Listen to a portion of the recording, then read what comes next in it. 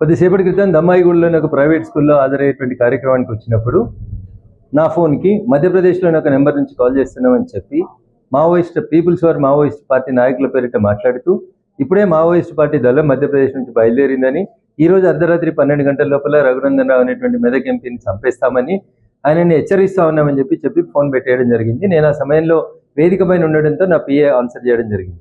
కొద్దిసేపటి క్రితం ఇప్పుడు మీ అందరితో మాట్లాడుతున్నప్పుడు మళ్ళీ అదే నెంబర్ నుంచి రెండోసారి కాల్ రావడం జరిగింది. ఈ రోజు అర్ధరాత్రి 12 గంటలకే డెడ్ లైన్ అని చెప్తూ జాగ్రత్తగా ఉండమను, మేము వస్తా ఉన్నాం, బయలుదేరినామని చెప్పి మళ్ళీ అదే నెంబర్ నుంచి సెకండ్ టైం రిపీటెడ్ కాల్ రావడం జరిగింది.